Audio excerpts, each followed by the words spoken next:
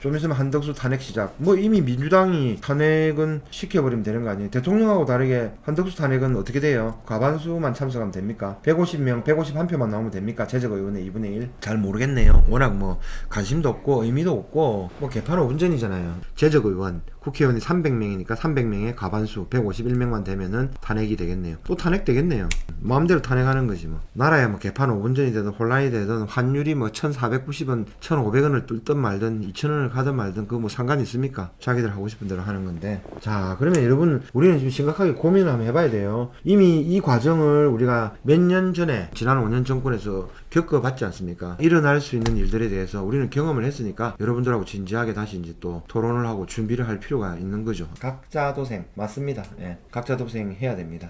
이런 상황입니다. 자, 한덕수 총리가 뭐가 옳고 뭐가 좋고 나쁘고 이런 개념은 아닙니다. 그냥 이제 우리가 일어나는 현상에 대해서 우리는 어떻게 대처를 해야 되는지를 냉철하게 한번 판단을 해보자고요. 자, 어쨌든 윤석열 대통령이 지금 탄핵당했고 헌법재판소의 이제 결정을 기다리겠죠. 굉장히 국가가 혼란스러운 상태로 접어들었다라는 거예요. 그러니까 이거 뭐 국가 신인도가 하락할 수밖에 없는 거고 누구의 잘못을 얘기하자는 게 아닙니다. 지금 일어나는 현상에 대해서 우리 의논하자는 얘기입니다. 자, 한번 봅시다. 대통령이 탄핵이 되고 아니면은 시간을 끌고 그다음 한덕수 총리도 탄핵이 되고 권한대행의 권한대행 이번에는 이제 경제부총리가 다음 이제 권한대행자가 되겠죠. 자, 이렇게 보면 계속 이제 혼란이 거듭이 되겠죠. 그러면 이게 환율이 안정이 안 되고 원화 가치가 하락을 하는 현상이 생기겠죠. 수출하는 사람은 뭐 단기적으로 좋을지는 몰라도 우리나라의 뭐 에너지 자원 석유를 비롯해 가지고 굉장히 많은 부분들을 수입을 해야 되는 거잖아요. 그럼 수입 물가는 자연적으로 올라갈 수밖에 없는 거죠. 우리가 반드시 필수적으로 필요한 주유소의 기름값도 계속 오를 수밖에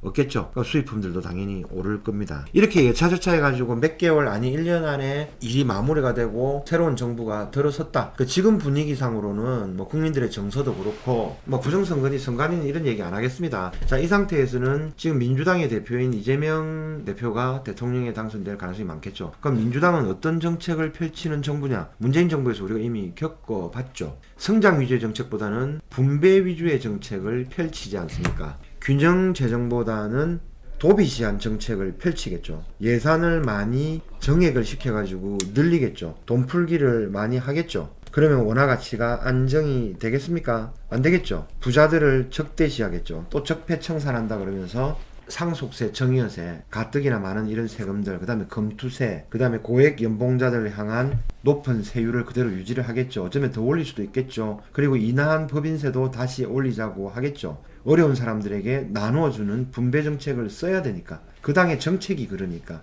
그럼 결국은 부자들이 열심히 일하는 사람들이 살기 힘든 나라가 되어 가겠죠. 그럼 여러분들은 또 무엇을 어떻게 준비를 해야 됩니까? 저하고 생각이 비슷한 수많은 사람들이 돈을 싸들고 트렁크에 돈을 채워서 아마 저를 찾아올걸요. 전국에 있는 저의 지점들로.